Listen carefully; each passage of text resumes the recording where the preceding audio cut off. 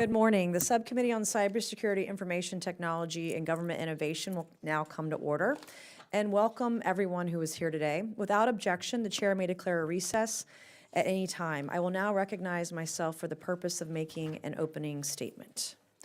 Good morning to everyone who is here today, to our witnesses, to our guests who are here as well. Important conversation about leveraging technology to strengthen immigration enforcement. It was last year when I was in the Oversight Committee and I exposed a sanctuary sheriff in the state of South Carolina, Charleston County, South Carolina. Her name was Kristen Graziano. And I learned that she was not working with ICE at the time, and she was letting illegal immigrants who are here in our country illegally, criminals, because they break the law when they come into our country as soon as they cross that border illegally, it's a crime, but she was allowing rapists, pedophiles, molesters, murderers out onto the streets of South Carolina in my district, in my state, doing harm to women and girls. And so having this conversation today is more important than ever because we have to stop this. And I will say this, that illegal border crossings are down significantly now that Donald Trump is president. I believe the last stat I read was that they are down 90%. But anyway, when I was exposing what my sanctuary sheriff was doing last year, my lieutenant governor, Pam Yvette, stood silent. My attorney general, Alan Wilson, stood silent.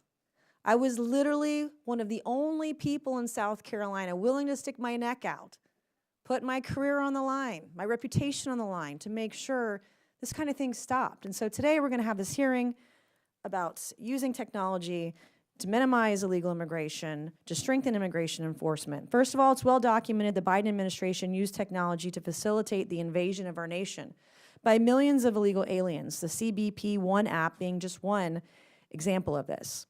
Today's hearing will explore how technology can help strengthen the enforcement of our nation's immigration laws. Cutting-edge technology enhances immigration enforcement and reduces risks for immigration enforcement officials.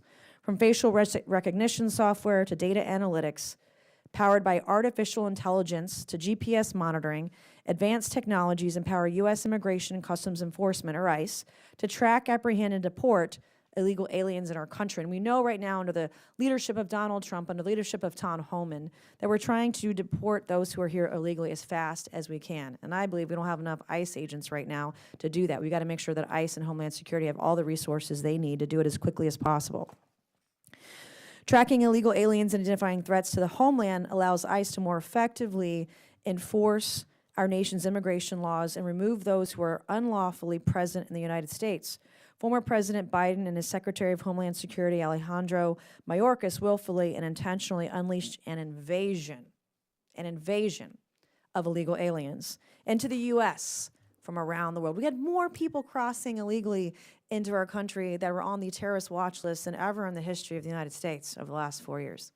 Illegal aliens shepherded into the country by the Biden administration include terrorists, murderers, rapists, pedophiles, cartel members, drug traffickers, sex traffickers, child traffickers, human traffickers. Not exactly the kind of people you want roaming the streets of our communities. By systematically dismantling President Trump's policies from his first administration, the Biden administration flung the border wide open for any and all who wish to enter here the U.S. illegally. This has led to the unlawful entry of over 10 million illegal aliens into the U.S. and nearly 2 million, quote, known gotaways, end quote, who entered the country without once being apprehended. As of last July, there were over 646,000 illegal aliens with additional criminal histories running around free right here in the United States. And those are only criminal aliens that are known to ICE officials. So the actual number is actually statistically probably significantly much, much higher. Why is this issue important? Why must we use all means at our disposal to identify, locate, and deport all illegal aliens in the U.S.? It's because the heinous nature of the crimes committed by those who enter the U.S. illegally and treat this nation as their own playground to get rich by selling human beings and illegal drugs while victimizing women and children. The most dangerous criminals include cartel organizations that control the border, who force women into indentured servitude or sex slavery to pay for their entry into the U.S. They subject children to child pornography. If you speak to law enforcement at the border, you'll hear about rape trees, where the underwear of women and girls brutally raped on their journey to America are hung like trophies. 10 years ago, I didn't even know what fentanyl was. And now I personally know multiple people who've died of a fentanyl overdose. We've all heard stories also of law enforcement who are doing investigations who are accidentally exposed to fentanyl, end up in the hospital, very sick. They're lucky they haven't died. The Biden administration shoulders the blame for the record deaths of the American citizens, the record number of illegal aliens, and the record profits for drug cartels due to fentanyl and human trafficking. And we're talking about numbers, about the amount of money that the cartels have made off of drug trafficking and human trafficking, tens of billions of dollars, easily north of 60 or 70 billion dollars. They're making money off the U.S. because we let them. To protect American citizens, we must undo the horrors caused by the Biden administration's immigration policies that rewarded criminal illegal aliens. A core component of this is the ability to track and monitor all illegal aliens in the country when detention isn't feasible for some reason. When used as part of the Alternatives to Detention, or ATD program, modern technology can be used to monitor illegal aliens within the country and assist with proper enforcement of U.S. immigration laws. When detention is not possible, these modern technologies can enhance security by monitoring and tracking illegal aliens to ensure they can be removed once a final order of removal is in place. The Biden administration, however, refused to use the ATD program as intended, frequently and prematurely removing illegal aliens from monitoring before a final order of removal was, and allowing them to scatter throughout the interior of our country and victimize American citizens. For example, at the Biden administration's direction, one of the illegal aliens who murdered Jocelyn Nungare, a 12-year-old girl from Texas, who was raped and strangled to death. This is Jocelyn Nungare. I hope we never forget her name. We never forget her face. We never forget the horrors she endured as she was 12 years old.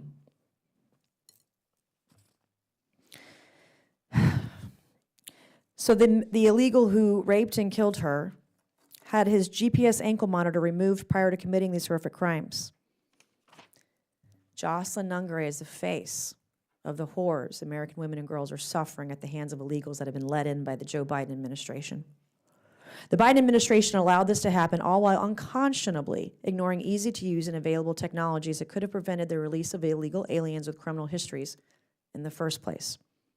I look forward to the testimonies of our witnesses today, which include former ICE officials, to hear about their firsthand experience and suggestions on how we can leverage technology to strengthen immigration enforcement and facilitate the mass deportations Americans overwhelmingly support.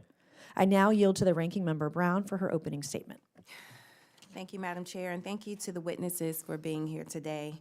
Before I begin, I want to highlight that Chair Mace and my Federal Contractor Cybersecurity Vulnerability Reduction Act, which would close a critical loophole in federal cybersecurity standards, passed the House yesterday. So, Chairwoman Mace, I am looking forward to continuing to work together on these important issues. Now, moving to the topic of today's hearing. Immigration has remained a hot-button issue across both Republican and Democratic administrations. Congress, I repeat, Congress has the authority, not the president, to enact a lasting solution. I take this responsibility seriously, as well as our country's long history of accepting immigrants from all over the world, making us who we are today. But when I see the dangerous and cruel way that the current president treats and talks about immigrants, I know I am not dealing with a serious and solution-driven administration. We all want our cities to be safe. We all want to work with law enforcement and community members to prevent crime. No one wants dangerous criminals, terrorists, or illicit drugs coming in through our borders. But propagating lies and misplaced fear are not going to address the issue. In fact, it risks making the problem worse. Real change starts with real solutions. Last year, the Senate crafted comprehensive and bipartisan immigration reform, which presented a real opportunity to move the ball forward on this critical issue for the first time in a decade. In fact, the bill would have helped to address the fentanyl crisis by providing new scanning technologies at ports of entry and increasing staffing for custom agents. But what happened? Then, presidential candidate Donald Trump blew up the bill because he wanted to run on an anti-immigration rhetoric instead of fixing the problem. Instead of seeking to score political points, we should work on a bipartisan basis to find real solution to our broken immigration system. That means modernizing our border infrastructure, reforming the asylum process, and ensuring a fair and efficient way to resettle asylum seekers across the country. To prevent abuse of the asylum system, we must invest in programs that speed up processing times, properly fund immigration courts, and ensure fair adjudications. And let's be clear, creating a pathway to citizenship dreamers, TPS holders, farm workers, and so many others isn't just the right thing to do. It strengthens our economy and provides much-needed relief to communities that have earned it. And yes, technology has a real role to play here, and Congress recognizes that. The 2024 spending bill signed into law by President Biden included a more than 20% increase in funding to purchase and deploy next-generation technology like surveillance towers, tunnel detection technology, and mobile surveillance technology. This funding is already helping to strengthen border security, prevent the flow of fentanyl, and combat human trafficking. During President Trump's first term, his Department of Homeland Security released a mobile application called CBP-1 that allowed immigrants to fill out much of the necessary paperwork before they reached the border. That seemed like a good idea, except the app frequently malfunctioned and often failed to recognize faces with darker complexions. The Biden administration ran with the idea and turned this broken app into a legitimate tool to provide a legal pathway for those escaping violence and persecution to come to America for a better life. That is leveraging technology to solve our border crisis. While the revamped CBP-1 app wasn't perfect, the app helped more than 1 million immigrants, legally enter the United States to become productive and valued members of our communities. And it deterred illegal border crossings. That is until the Trump administration abruptly shut it down last month as part of his day one, sign first, and ask later executive order rampage. So, what have we seen instead in the first 2 weeks of the Trump administration? An attempt to terrorize immigrant families. On his first day in office, Trump signed an executive order authorizing Immigration and Customs Enforcement, also known as ICE, to raid schools, churches, and hospitals with little to no oversight or plan. The Trump administration should instead be focusing on the responsible and humane use of technology to address border security when it makes sense. Any technology to address border security must be done with strong oversight and safeguards to protect privacy, civil rights, and civil liberties. These concerns must always be at the forefront of any conversation on the use of technology, and especially artificial intelligence across federal government. So I hope that we can have a productive conversation today about the opportunities that come from modern solutions and how we can implement those solutions while safeguarding against abuse. Thank you so much. I'm pleased to now introduce our witnesses for today's hearing. Our first witness is Mr. John Fabricatore, former Senior Executive and Field Office Director for Enforcement Removal Operations at ICE. Our second witness is Dr. Doug Gilmore, retired Senior Law Enforcement Advisor and Special Agent in Charge for Homeland Security Investigations at ICE. Our third witness is Mr. Simon Hankinson, Senior Research Fellow for the Border Security and Immigration Center at the Heritage Foundation. And our fourth witness is Ms. Deborah Fleischaker, Principal Consultant at Blackbird Ventures, LLC. Welcome, everyone. We're pleased to have you this morning. Pursuant to Committee Rule 9G, the witnesses, if you'll please stand and raise your right hands. Do you solemnly swear or affirm that the testimony you are about to give is the truth, the whole truth, and nothing but the truth, so help you God? Let the record show that witnesses all answered in the affirmative. Thank you. We appreciate all of you being here today and look forward to your testimony. Let me remind the witnesses that we have read your written statements and they will appear in full in the hearing record. Please limit your oral statements to 5 minutes. Now, in front of you, as a reminder, please press the button on the microphone in front of you so that it is on and members up here can hear you. When you begin to speak, the light in front of you will turn green. After 4 minutes, the light will turn yellow. And when the red light comes on, your 5 minutes has expired, and I will ask you to conclude your remarks. I will now recognize Mr. Fabricatore to please begin your opening statement. Good morning, Chairwoman Mace, Ranking Member Brown, and distinguished members. Thank you for the opportunity to speak with you today on the critical topic of leveraging technology to strengthen immigration enforcement. This issue is at the heart of national security, impacting us at every level from the border to interior enforcement. Border security and immigration enforcement are vital pillars of our nation's safety and security. Yet sanctuary states and cities often obstruct interior enforcement by cutting off ICE from essential data systems. This lack of cooperation, combined with outdated data infrastructure, leaves us vulnerable.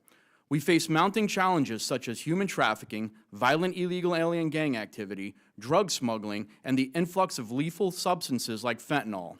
Tackling these issues demands innovation, strategic thinking, and the integration of cutting-edge technology into our operations. With over 30 years of federal law enforcement experience, much of it spent on immigration enforcement, I am convinced that we will continue to face significant vulnerabilities without adapting advanced technological solutions and unconventional strategies. Technology must go beyond the borders, reaching interior enforcement by integrating advanced investigative tools into field operations. Streamlined data sharing across agencies, modernized communication systems, and increased funding for technology deployment are essential to improving efficiency, accuracy, and coordination. In the last 4 years, sanctuary jurisdictions have further exacerbated these challenges by denying access to critical data sources such as DMV records. These jurisdictions allow barely vetted individuals to obtain driver's licenses while blocking ICE agents from accessing this information. The inability to retrieve such records undermines our ability to protect the nation effectively. Information sharing is not optional. It is fundamental to actionable intelligence, analytics, and a unified response to today's threats.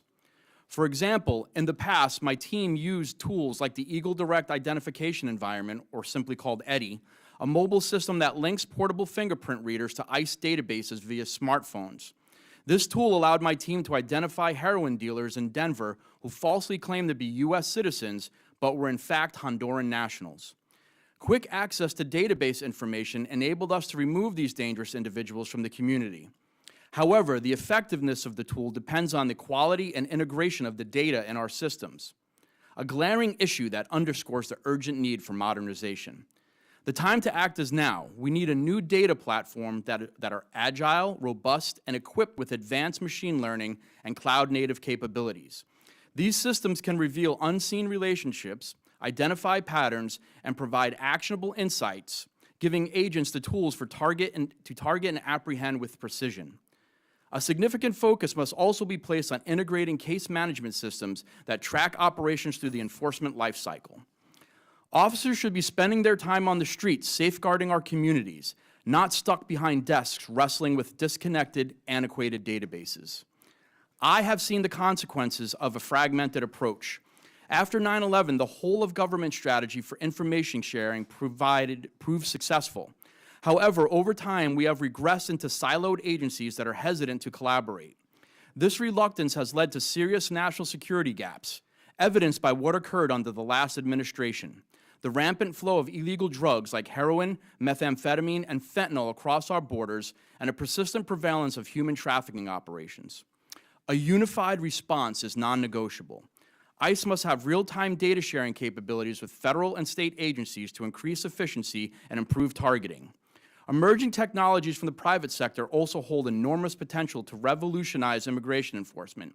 By leveraging automation software for high-volume targeting, Building advanced analytics platforms and integrating working leads management systems, we can maximize productivity and enable officers to focus on their primary mission: stopping national security threats, apprehending criminal aliens, and enforcing the immigration law.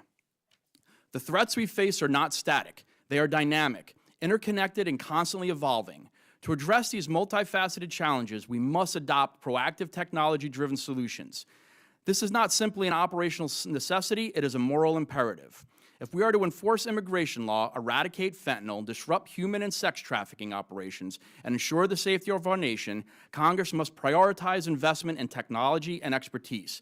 By working together, we can create immigration enforcement framework that is responsive, efficient, and effective. Thank you once again, and I look forward to questioning and your questions and working alongside you to safeguard the future of our nation. Thank you. I will now recognize Dr. Gilmer to please begin his opening statement. Good morning, Chairwoman Mace, Ranking Member Brown, members of the subcommittee. Thank you for this opportunity. I'm Dr. Doug Gilmer. I'm a 35-year veteran of law enforcement with the majority of that time spent with ICE HSI. My career is focused primarily on two areas: national security and human trafficking. I've received the National Intelligence Award from the DNI for intelligence integration, and also recently was presented the William Wilberforce Lifetime Achievement Award for my role in helping to counter human trafficking globally. I retired from HSI in August of 2024, where in my last role I served at the DHS Center for Countering Human Trafficking. There's an interconnectedness between illegal immigration, transnational and cross-border crime, drug and human smuggling, human trafficking, illicit finance, etc. Faced with an enormous problem today and with the countless numbers of people who are allowed to enter the U.S. during the last administration, many of whom saw the opportunity they were given as licensed to engage in criminal activity, law enforcement needs help to combat these public safety threats. If we first identify its intended outcomes, technology can aid in targeting threats, identifying trends, patterns, identifying victims, and analyzing vast amount of data quickly, allowing for a faster, more efficient law enforcement response, while also protecting personally identifying information. Technology can improve productivity, mitigate risks, improve morale, and reduce fatigue. The government is often hampered by its ability to effectively integrate the latest technology, and at times has ineffectively used technology in ways that impeded investigative efforts. When the previous administration took office, a moratorium on immigration arrest was almost immediately put in place. While this dramatically impacted ICE ERO in doing their job, it also impacted HSI. The answer was to create a computer application by which ICE personnel had to seek permission to make an arrest. The online form was then routed through the chain of command to executive leadership for adjudication based on established protocols. This is an example of an inefficient use of technology to solve a problem that didn't need solving. There have been technology successes, however. The DHS Center for Countering Human Trafficking recently completed a technology upgrade to assist in the issuance of continued presence, an immigration benefit provided to foreign nationals in the U.S. believed to be victims of human trafficking. Once this was a process that could take well over a year to adjudicate. Today, the CCHT has been able to digitize that process and reduce processing times down to as little as 3 weeks while adding additional anti-fraud measures. Standing in the way of onboarding third-party applications, however, are the current acquisition requirements and the inability to onboard safe and secure technology quickly, impacting public safety. The time it takes to acquire technology and integrate it means that by the time it's onboarded, we have missed opportunity and the solution can be outdated. Often when a technology is acquired, it is siloed in a particular agency, component, or division, rather than scaled to provide solutions for the general workforce. Sometimes the issue is a matter of acquisition priority. For instance, in my last assignment, we only had about 5 Eddy machines for HSI personnel statewide. As John described the Eddy machine, this tool not only helps in enforcing immigration law, but it saves time, it aids in enforcement prioritization, reduces the chance of error, and also helps law enforcement rapidly identify suspects and mitigate threats to safety. In the absence of our own technology to solve crimes, we have often had to rely on NGOs and state and local law enforcement agencies who routinely have better technology. Not only is this time-consuming, but the ability to do so relies solely on personal relationships, and it places an additional burden on those groups to assist. In some cases, technology and processes are already in place but aren't scaled to meet contemporary requirements. In some cases, we own the technology but are not allowed to use it out of privacy concern. Facial and pattern recognition technology is one such tool with tremendous potential for solving crimes and recovering victims of exploitative crime. However, the restrictions placed on its use are so tightly controlled, it is only used in a small percentage of cases. Recurrent vetting and targeting are other examples of underutilized technology. The best technology, however, is useless if the technology itself and/or the evidence or data it produces remains in silos.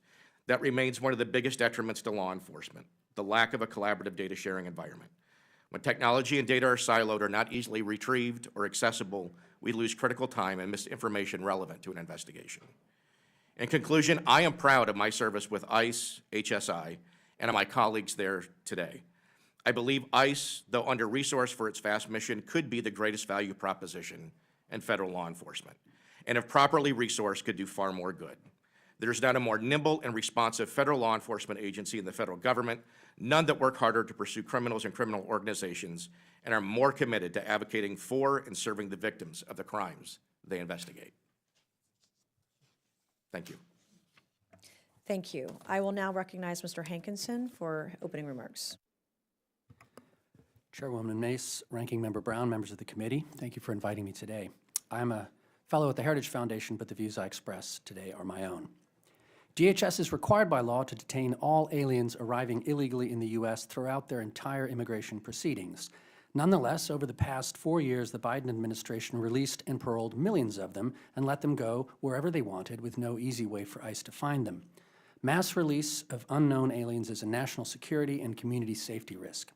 There is no real vetting of aliens released or paroled. Unless a foreign national has a record with U.S. agencies, DHS is flying blind. And even if U.S. agents request information on an alien, many countries won't or can't give it. So DHS has likely released thousands of aliens with criminal records in their home countries. And if we let them go with a promise to show up in court in future, it does stand to reason that we should know where they are. Most released and paroled aliens are economic migrants who won't qualify for asylum, but only a small percentage of aliens ordered deported are ever actually removed. Alternatives to Detention, or ATD, was started in 2004 to increase compliance with court attendance and removal. ICE contracts to track aliens using facial recognition, voice ID, or GPS monitors. But to work, ATD has to be used widely and wisely. There are around 7.5 million aliens on ICE's non-detained docket, of whom only about 184,000 are tracked using ATD. And ICE releases the majority of aliens from ATD long before their cases are over. A study in 2020 showed that 79% of ATD participants were unenrolled before their cases were over. And worse, for those that did stay in the program for their entire case lifetime, 85% absconded from ATD. ICE says, and I'm quoting, ATD enables aliens to remain in their communities, contributing to their families and community organizations. That's a benefit to aliens, but what about the risk to Americans? From 2004 to 2020, there were 21,000 criminal charges or convictions recorded among the aliens in the ATD program. And in the Biden years, here are just a few aliens who were on GPS monitoring, which is the best level of ATD, yet victimized American citizens or legal immigrants. We've already discussed the sad case of Jocelyn Nungaray. But in January 2025, Jefferson Ubila Delgado was arrested in Chicago for the murder of George Levin. He had entered the U.S. illegally, was released with a notice to appear and a GPS ankle monitor. In September of 2024, Estefania Primera, also known as La Barbie, was arrested in El Paso, Texas. She was a member of the Tren de Aragua gang and accused of operating a massive sex trafficking ring. She was also released at the border with a GPS ankle monitor, but she took it off.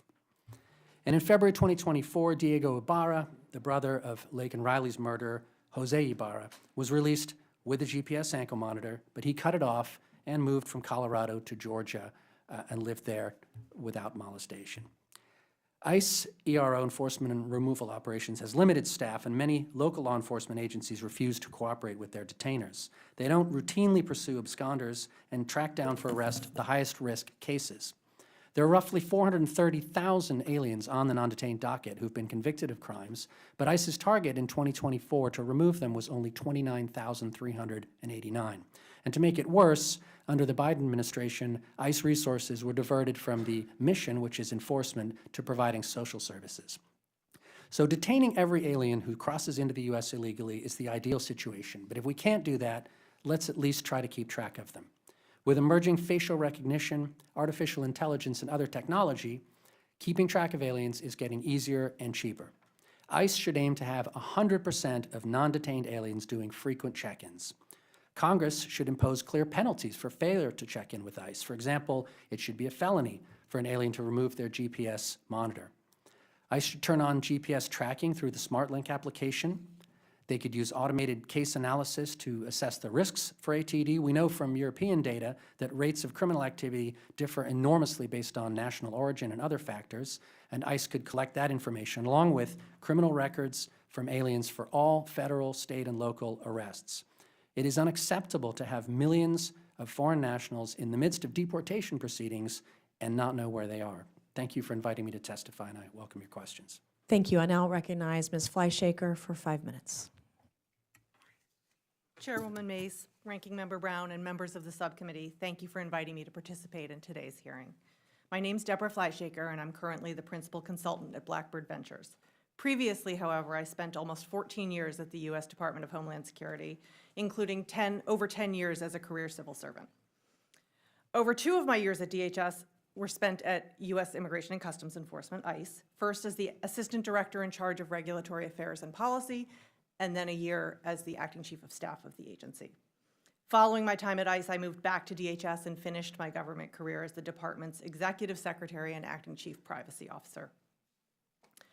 I want to start my testimony by clearly stating the operational challenges in increasing immigration enforcement, including where technology can help ameliorate those challenges and where it doesn't play a role. First, immigration enforcement, including deporting people ordered removed from this country, is hard. There's a tendency to talk about immigration enforcement as a matter of will, and this obfuscates the real material limiting factors on increasing immigration enforcement. For example, Axios reported yesterday that removals and arrests during the Trump administration are lower than the daily averages in fiscal year 2024. This happened despite high-profile immigration enforcement actions by the new administration, including the use of federal law enforcement and defense personnel, assets, and money. The only operational statistic that has increased during the first part of the Trump administration has been the total detained population, the increase of which is driven by the increased detention rates of people with no criminal record. I don't think anyone here would argue that the Trump administration has less of a will to enforce immigration law, yet the operational outputs are declining because of the material limits to immigration enforcement.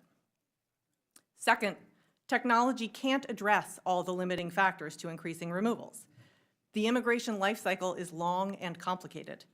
The ultimate consequence in that life cycle, removal, requires the cooperation of other countries. ICE can't remove a person unless they have a place to remove them, travel documents, and a seat on an airplane or a bus. Technology can make some of this process more efficient, but it doesn't impact the willingness of other countries to accept removals. Third, I'd like to talk about some of the success that ICE has had using technology to increase immigration enforcement. These initiatives are instructive in how ICE can use technology to better affect its mission. First, the ICE check-in app. In late 2024, ICE deployed a check-in app that allows certain people on its non-detained docket to perform their mandatory check-ins with an ICE officer using their phones. The check-in app should allow ICE to better manage its non-detained docket, relieve impacts on the limited physical space at ICE field offices, and allow ICE officers more time to focus on non-citizens who are true public safety threats. ICE is still evaluating the effectiveness of the check-in app, but these are the types of efficiencies that can free up ICE officers from largely administrative tasks. Next one is Family Expedited Removal Management, or FIRM. Before September 2021, ICE used family residential centers to detain family units. These FRCs were expensive and resulted in relatively few removals. ICE began using ATD technology, including geolocation on heads of households, to move family units through the immigration enforcement lifecycle.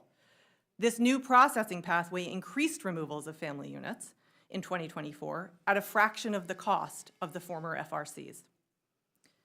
ICE already has access to vast amounts of data, but the officers need help turning it into prioritized, actionable leads.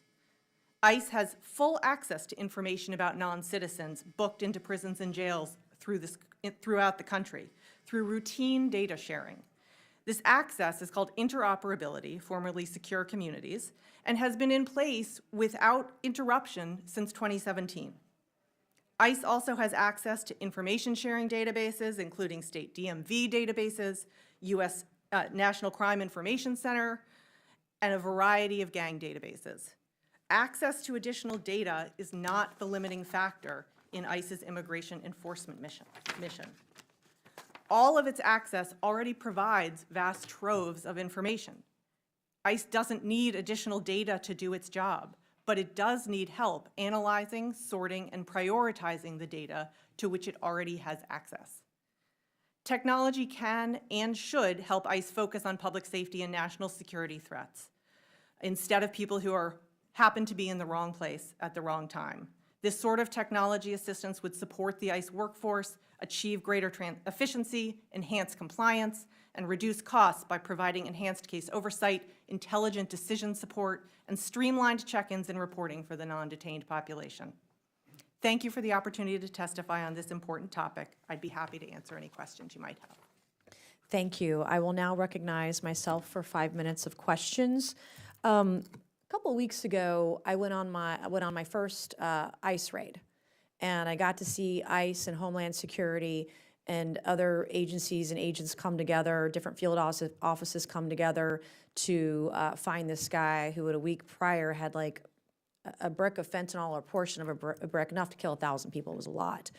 But one of the things that I learned there was that in the Biden administration, those agencies weren't actually able to work together. They weren't allowed to do that work together to deport those who are here illegally. And I learned a lot during that. But Dr. Gilmore, I want to ask you my first question. Something struck me in your testimony this morning.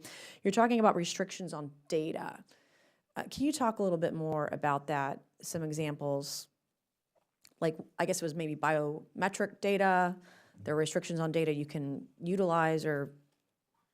Yeah, so we have advanced technologies, facial recognition technology, pattern matching technology that could be used to solve a vast array of crime and can be used to identify victims of crime, especially minor victims of child sexual abuse material, human trafficking victims, that type of thing, who often live in the shadows, right?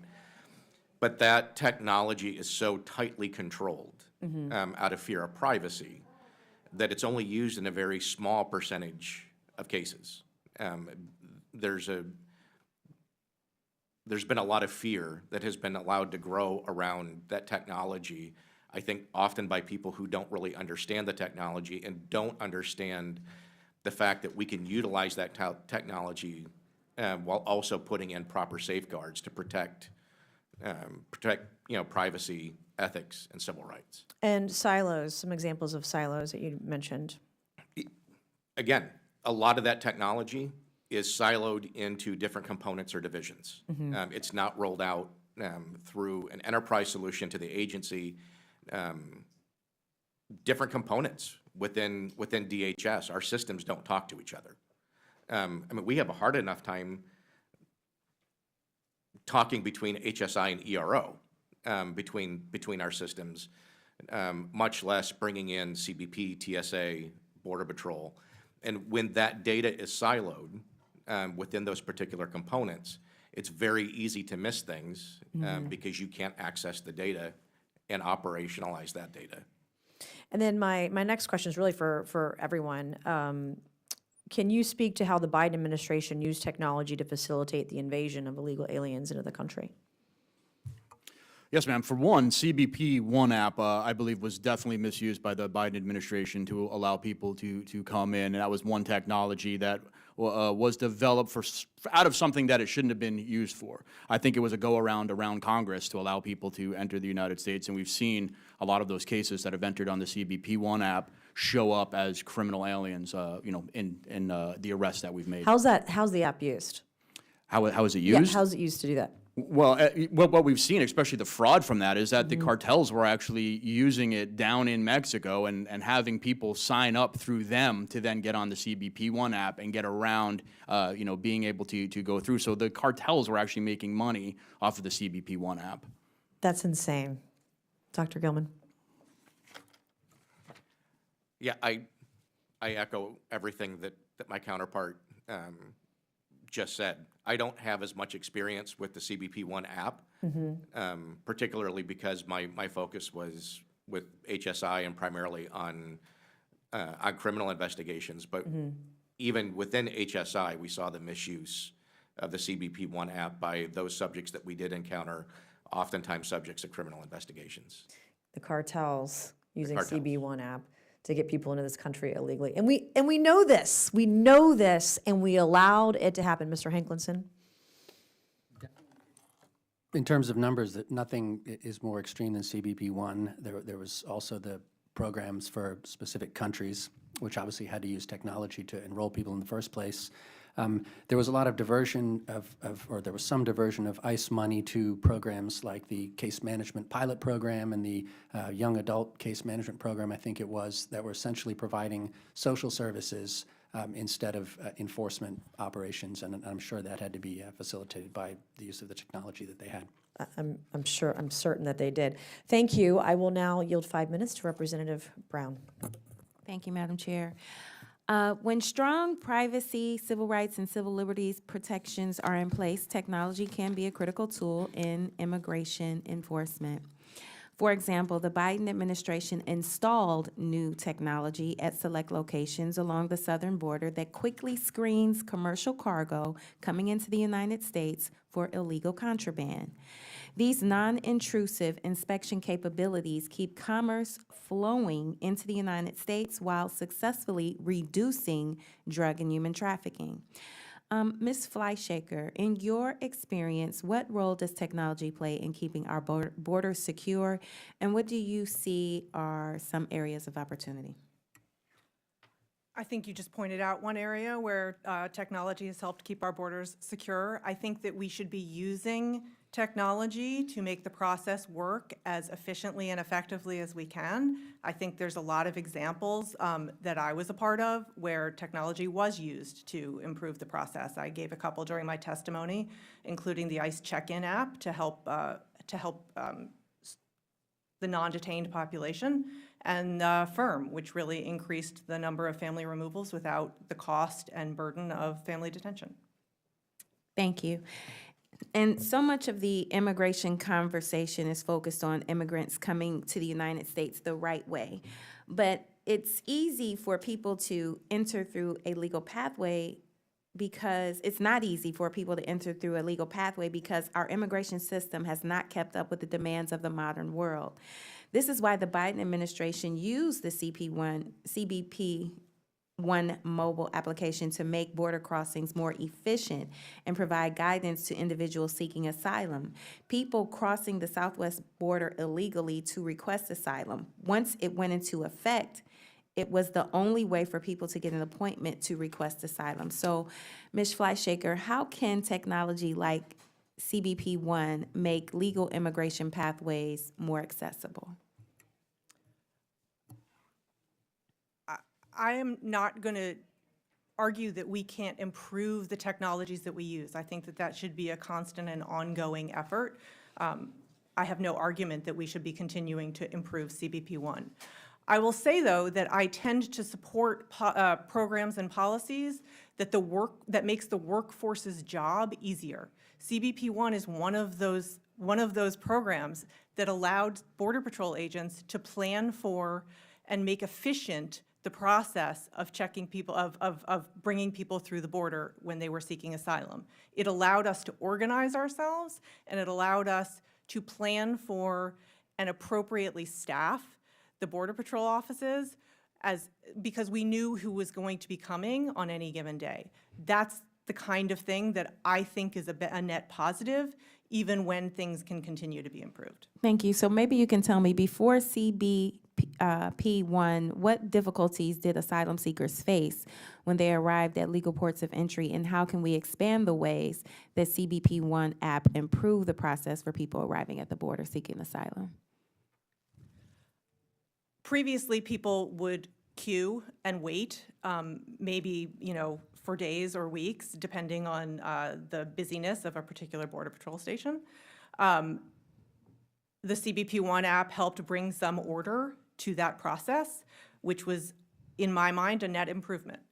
I think that we should be using technologies like that to help improve the process, sort of sift through data, process people more quickly, improve outcomes are worth it. I will say, from the ICE perspective, Congress appropriates the funds. Data modernization funds at ICE are often cannibalized because for the more pressing needs, such as detention or ATD, right? So we need those funds. ICE needs those funds, but often those funds don't get used for the appropriated purpose because there's more pressing immediate needs. Thank you. And one of the first things that President Trump did upon taking office was discontinue the use of CBP-1 and cancel all existing appointments. So can you tell us what are some of the immediate effects that this will have on the country's immigration challenges? So I want to be careful. I'm no longer with the department, so I didn't get to witness exactly what happened when the CBP-1 appointments were canceled. But as people will come to the border, they'll no longer have appointments. They will no longer be pre-screened and vetted. And it, I believe, should increase confusion, time in processing, and potential lines to get in. Thank you. My time has expired. Thank you. I'll now recognize Representative Boebert for 5 minutes. Thank you, Madam Chair, and thank you so much to our witnesses here who came to testify on border policies and technologies. I was excited to see President Trump put out a post, a Truth on Truth Social, that said the month of February, my first full month in office, had the lowest number of illegal immigrants trying to enter our country in history by far. There were only 8,326 apprehensions of illegals by Border Patrol at the U.S.-Mexico border, all of whom were quickly ejected from our nation or, when necessary, prosecuted for crimes against the United States of America. This means that very few people came. The invasion of our country is over. In comparison, under Joe Biden, there were 300,000 illegals crossing in 1 month, and virtually all of them were released into our country. Thanks to the Trump administration policies, the border is closed to all illegal aliens, immigrants is what he put. Anyone who tries to illegally enter the USA will face significant criminal penalties and immediate deportation. I think the President Trump and his team, Secretary Noem and Border Czar Tom Homan, have done a fantastic job of turning chaos at our southern border into control. Mr. Fabricatori, welcome from the great state of Colorado. I wanted to ask you some questions about Colorado's sanctuary policies that prevent ICE from coordinating with local law enforcement agents, and maybe how that had an impact on the Tren de Aragua presence that we saw in Aurora.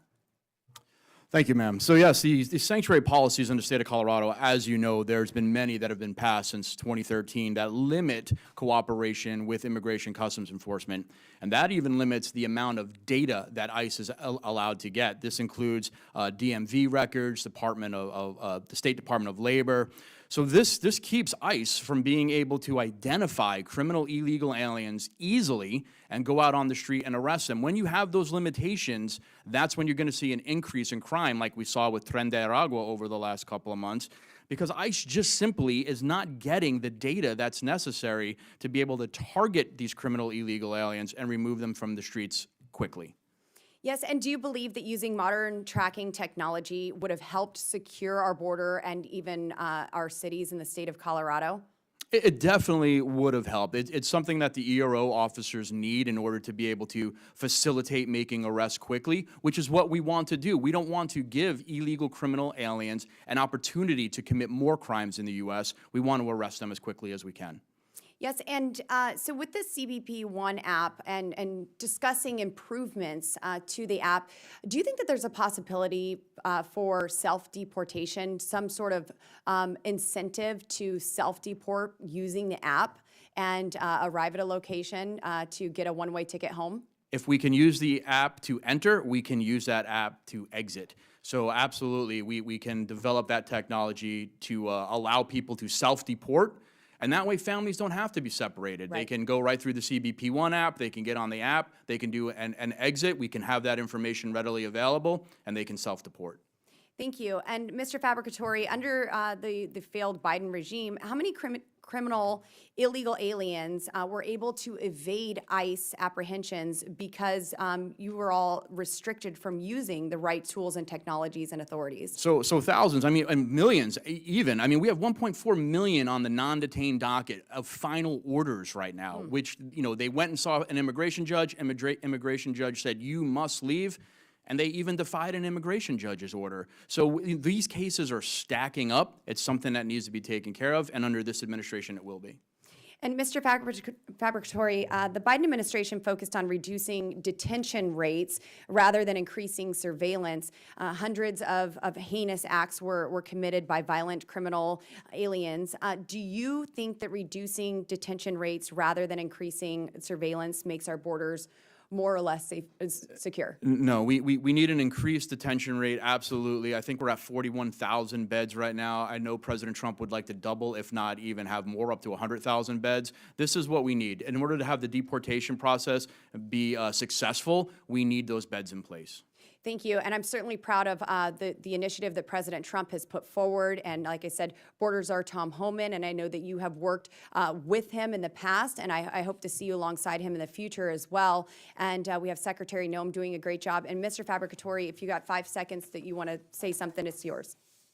Thank you. Yes, we need this technology. ERO needs this technology. They need the money, and they need the beds. Thank you, Mr. Fabricatory. Thank you. Representative Ansari, you are recognized for 5 minutes. Thank you, Madam Chair. I'm proud to represent Arizona's 3rd Congressional District, an incredibly diverse community where more than 64 languages are spoken. And like many in my district, I'm the daughter of immigrants who came to the United States for a better life. Unfortunately, the Trump administration continues to target families in my district and across the country with inhumane immigration policies, including mass deportations, that are already negatively impacting our economy with extreme backlash from economists as well as the business community in Arizona. Right now, hundreds of migrants are being held in Panama and Guantanamo Bay under brutal conditions, many of whom are fleeing persecution and could face deadly consequences if deported to their home countries. This includes Artemis, an Iranian woman who converted to Christianity and would be punished by death if she went back to Iran. I guess Christian values get thrown out the window when it comes to asylum seekers.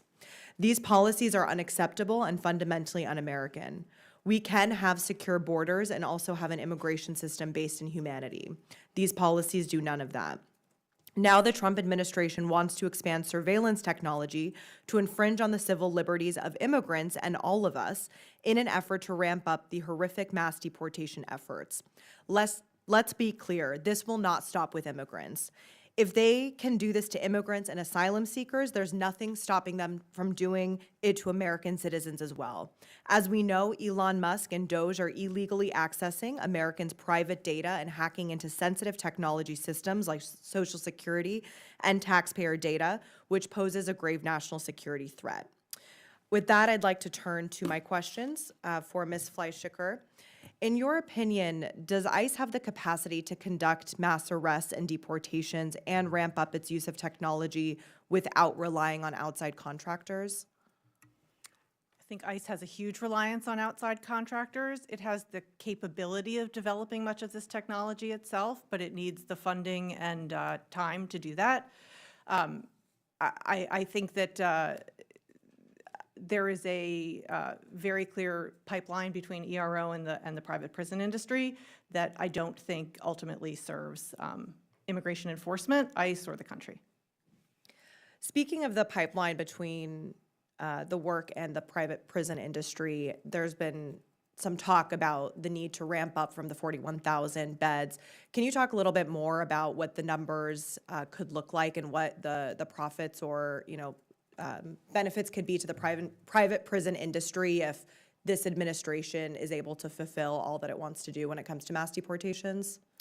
Again, I'm not part of the administration, so I can't speak to exactly what their plans are. Detention is very expensive. It is the largest expense in the ERO budget, and detention beds cost a lot of money. Congress appropriates that money. ERO has been above the congressionally appropriated number for years. So it really isn't a matter of ERO not doing what it's being asked to do. It has done it. ERO, ICE, does not have those beds. It will need to purchase, rent, lease them, mainly from private prison companies. That's going to be an enormous funding source for them. Thank you. Ms. Fleischhacker, would it be dangerous in your view to allow unaccountable private security contractors to run immigration enforcement? Of course, accountability and oversight is absolutely necessary to any contract that we would sign. As you stated very eloquently, immigration enforcement, privacy, civil rights, civil liberties don't need to be in opposition to one another. They can work in concert, and it's very important that we have the appropriate mechanisms to do that. And finally, are you concerned that a rapid scale-up of detention facilities could mean that DHS cuts corners, fails to impose appropriate guardrails, such as vetting contractors, protecting human rights, and ensuring fair and competitive bidding processes? Absolutely. Detention is very complicated. The people in detention need to be provided appropriate levels of care. When you ramp up too quickly, you end up using facilities that don't have the staffing levels to provide that care, don't have the capabilities of providing that care, and people get hurt or die. Thank you so much. I yield back. Thank you. I now recognize Representative Burleson for 5 minutes. Thank you, Chairwoman Mace, for having this important hearing. You know, it's really good to see that the disaster that was Alejandro Mayorkas is gone. He's a disgrace. I'm glad he was impeached, and he will forever have a stain on the history of the United States and the scourge that he allowed to ensue. But he lied to us multiple times. He stood before members of Congress and he said the border is secure. Well, I ask you, Mr. Fabricatore, Dr. Gilmer, was that true? It was absolutely not true. The border was not secure. It was not secure, and it was made less secure. Okay. Then he went on to NPR, okay, and he had an interview just this year in which he said that the border, the border is now more secure under the end of the Biden administration than it was in 2019. Is that true? No, it's not true. The border is more secure with this administration that's in place. I echo my colleague. Okay. Then my other question is that he also said that to truly secure the border, that they were doing the most that they possibly could do as an executive branch, that Congress had to act. Now we've heard that again and again, but the data and the facts dispute otherwise, right? So, is it the only difference, or is Congress the only one that can make a difference, or can the president actually make a difference? The president can absolutely make a difference. It's about attitude and effort. This president, President Trump, is putting in the attitude that's needed to say the border should be secure, and he's putting in the effort. It's something that the last administration did not do. They didn't have that attitude. They wanted people to come in, and they did not put in the effort. Again, I echo my colleague. We have laws on the books. We have Title VIII, which is our immigration law. It's the huge volume that my colleague and I had to virtually memorize earlier in our careers. While maybe it hasn't kept up with the current state of time, It's still pretty clear, it's still pretty clear. and it's still illegal. It's still, yes, and it's actually not a bad piece of legislation. It just hasn't kept up with with the times, and if we were allowed to enforce those laws in the way that, in the manner and spirit in which those laws were written, we'd be much more effective. Let me ask this. Was the CBP1 app effective, or was it a disaster? It was a disaster in the way that they used it. The CBP1 app was not meant to be used for what it was used for under the Biden administration. It was supposed to be used for bringing in goods and traffic and other things. The way that they used it, I believe, was an end run around Congress. Okay. Is there any technology that you would advocate for that would help, ICE do its job? There's a lot of technology that's out there, and I think it's important that we bring this technology forward and we allow ICE agents to actually use some of it to see what's the best that we would need. When we're looking at the CBP1 app and how it was used, there may be technology within that we could have used. It's just how the application was actually used and what it was used for. I know that with the advent of AI, it may open up some opportunities to dig deeper into people's backgrounds and their histories. Yeah, AI is going to definitely be groundbreaking for us, but we're always going to need that human element, because getting human intelligence out of someone else right now is not easily done just with AI. You still need that case agent to be able to look in the eyes of the person that's sitting in front of them to develop that human intel. I agree.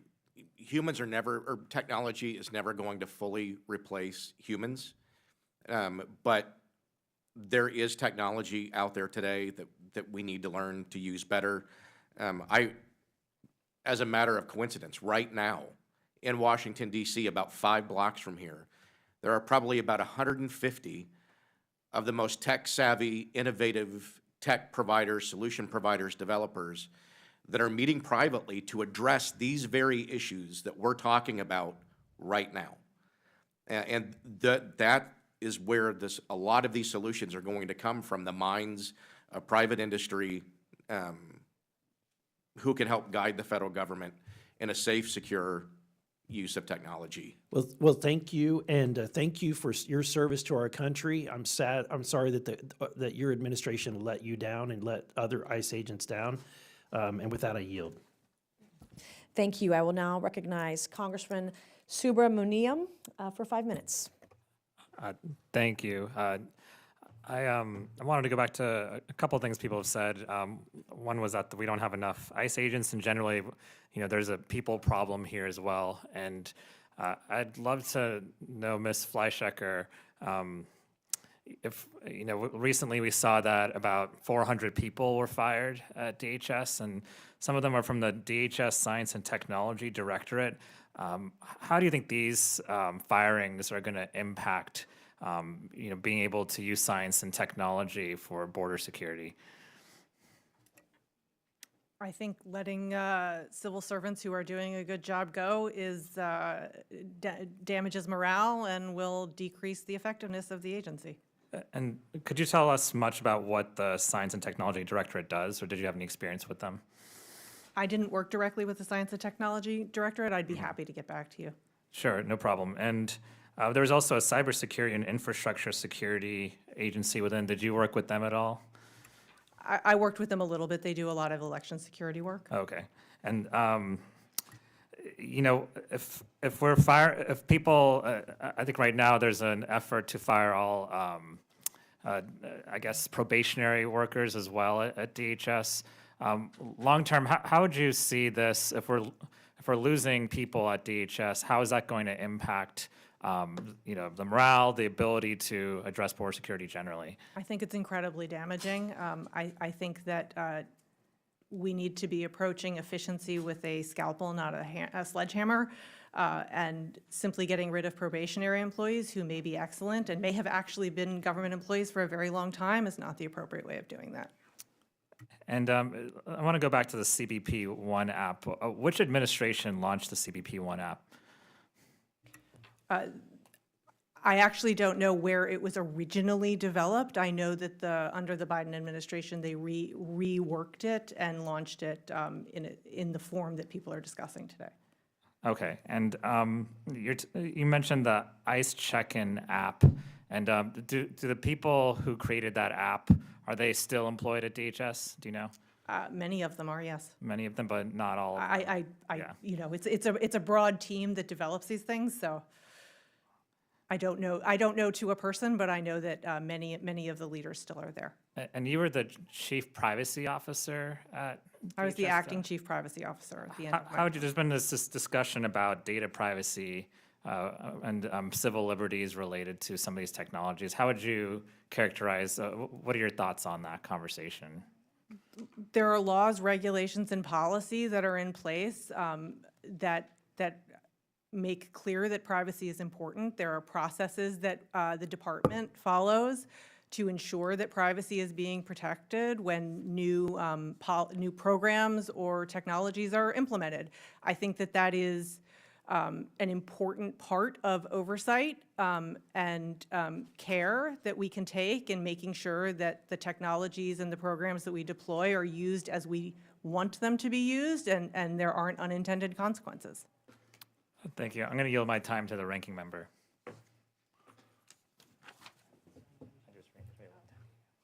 I yield back. Thank you. Okay, I will now yield 5 minutes to Representative Crane from Arizona. Thank you, Ms. Chairwoman, for holding this important hearing on cybersecurity, information technology, and government innovation. President Trump has only been back in office for 43 days, and border encounters are down 66% compared with the beginning of 2024.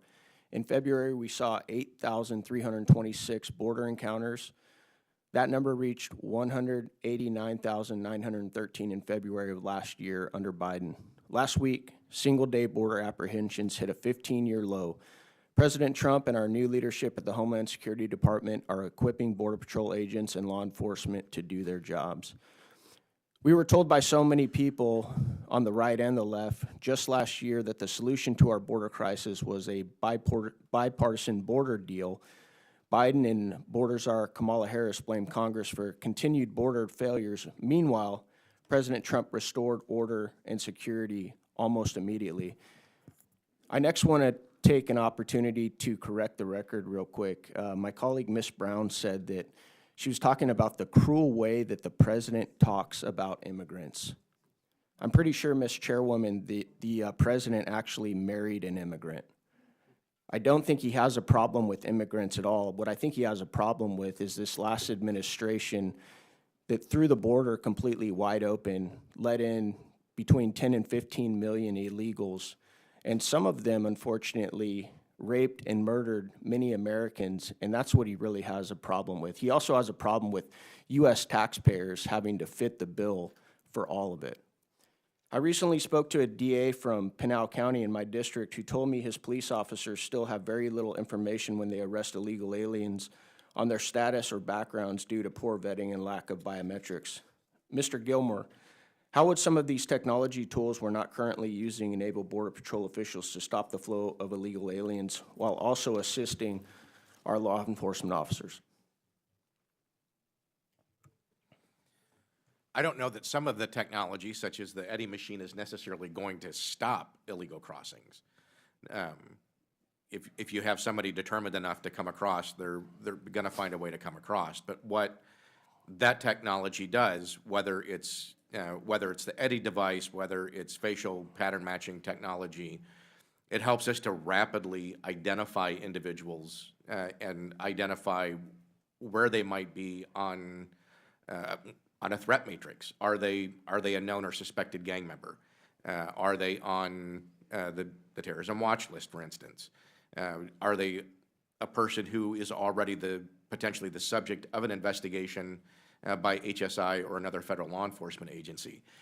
Being able to rapidly identify, that information, that biometric information, which it's difficult to get biometrics to lie. A person can tell us a story, give us a wrong name all day long, but I can tell you. Thank you. That putting an Eddy in front of somebody gets them to identify very quickly. Great. Let's talk about some other technologies then. Not only did the Biden administration stop building the wall, but isn't it true that they also refused to put up key technology components like sensors, lighting that was already purchased on border wall system, Mr. Fabricator? Yes, that's absolutely correct. I've been down at the border about 8 times since I retired in 2022. Got to speak to a lot of Border Patrol agents. Cameras are down on the border. The technology for sensors has not been improved, and I heard many complaints from Border Patrol agents. Is it true that the Biden administration also banned the use of DNA testing so that agents could no longer know if children belonged to the adults they were with or if they were being trafficked, Mr. Fabricator? Unfortunately, that is very true. When the Biden administration first came into office, they had stopped the DNA testing that President Trump had put into play in his first term, which kept us from being able to verify whether children actually belong with the adults that they were traveling with. Thank you. Ms. Fleischhaker, you focused a lot on the decrease in outputs under this administration. You cited in your testimony that Axios reported yesterday the removals and arrests during the Trump administration are lower than the daily averages in fiscal year 24, and then you go on to give some statistics. But isn't it true, ma'am, that some of the data going down might have something to do with the fact that the flow of illegals trying to come into the country is down as well? I can only go by, I'm not in the administration, I can only go by what's reported. But do you know that the flow is down because people now know that that our border is secure? Very quickly. I would state that the flow has been decreasing for a number of months. Thank you. I yield back. Thank you. I'll now recognize Representative McGuire for 5 minutes. Thank you, Chairwoman Mace, and thank you to our witnesses for being here today. The American people have suffered from the Biden-Harris administration's failure of keeping the American people safe at home and abroad, and especially at our southern border. Because time is an issue, I want to go real fast with 4 yes or no questions. Number 1, if you cross our border illegally, are you a criminal? Yes. Yes. There's usually, it's I need a usually yes or considered. no? Yes. Thank you. Number 2, yes or no, criminals don't care about the law? They do not care. They do not care. No.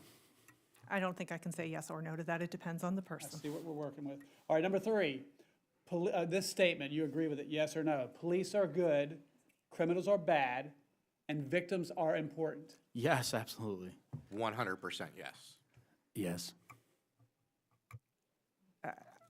Again, I see people what are we're dealing- complicated, I see what we're but dealing with. generally, yes. All right, number 4, last one.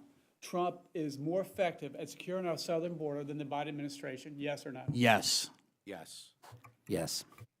I don't have the information to answer that. Interesting. The past 4 years of Biden, our border has been an open door. And for the folks that support the Biden administration, illegals have come here, they say that illegals have come here for a better life, but they started off as a criminal, and they have been they started off breaking our law. We talked about the 12-year-old Jocelyn earlier. We talked about Lake and Riley. These illegal aliens have been robbing, raping, and killing the American people. And I heard one of the witnesses talk about, hey, the Trump policies could cause people to be hurt or die. What about the American people that have been robbed, raped, and killed? I don't see anyone on the other side talking about that.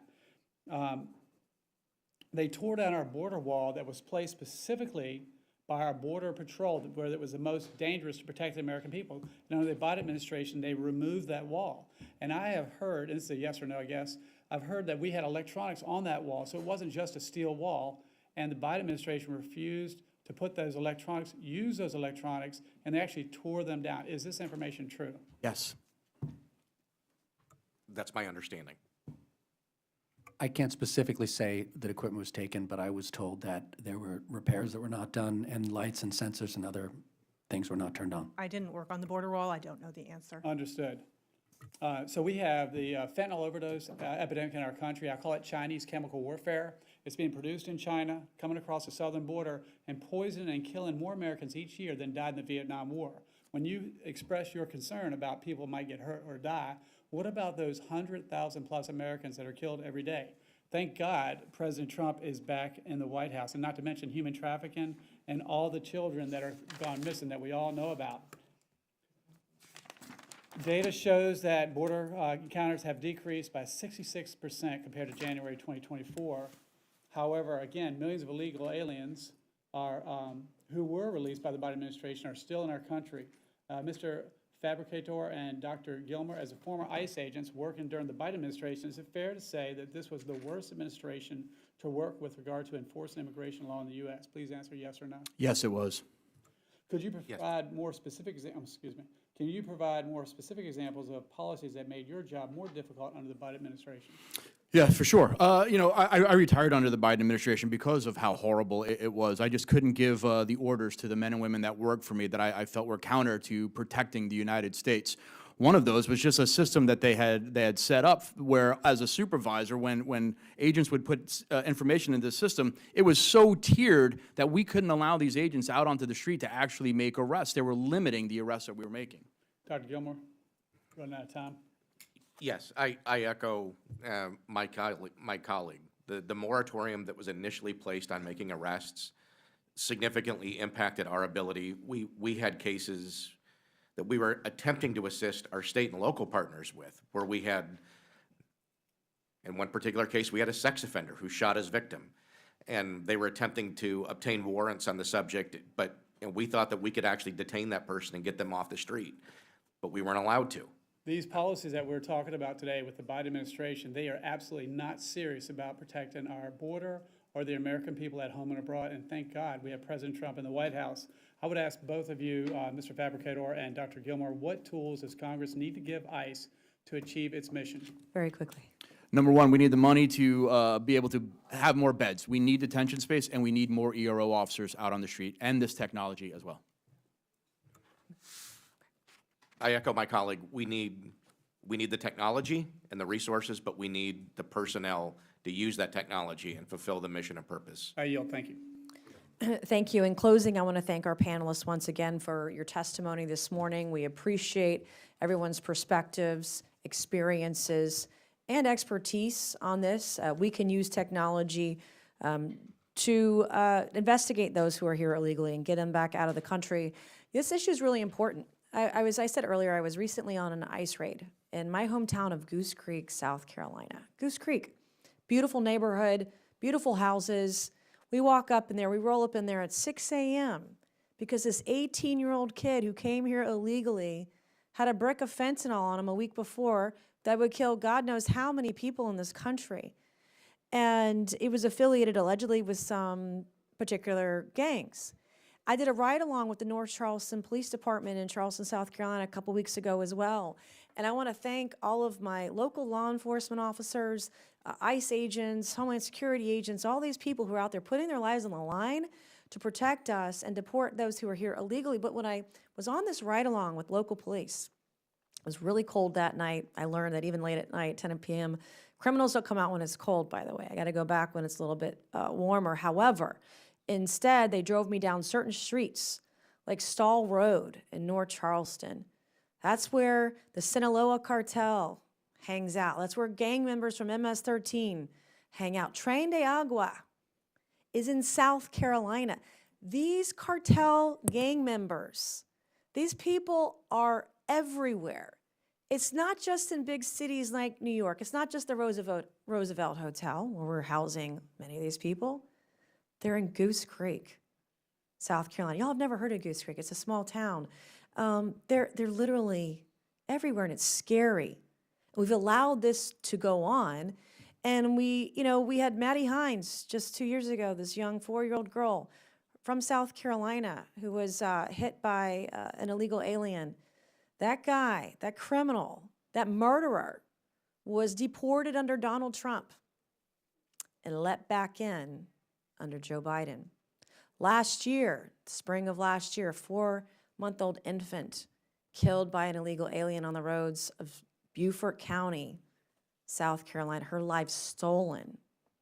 That baby was stolen from the parents of an American family who didn't deserve it. No one deserves that. And we've seen, thank God for Donald Trump. I praise the Lord above every single day. Illegal border crossings are down by over 90% now, just because he's president, and showing strength, showing leadership, putting people like Tom Homan as borders are to make sure this stuff doesn't go on anymore. I'm very passionate about women's issues, not just illegal immigration, but I had a bill that passed out of the floor of the House a couple weeks ago, the Violence Against Women by Illegal Aliens Act. I'm a rape survivor. take it very seriously. If you're here illegally and you rape a woman, you molest a child, you murder one of us, you're gone.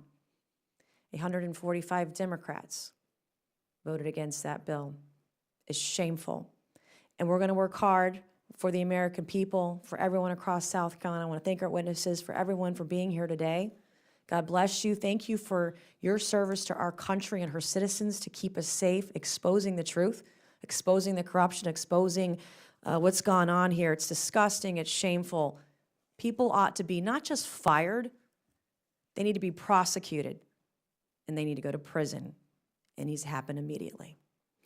So with that and without objection, all members will have 5 legislative days within which to submit materials and to submit additional written questions for the witnesses, which will then be forwarded to the witnesses for their response. If there's no further business without objection, the subcommittee stands adjourned.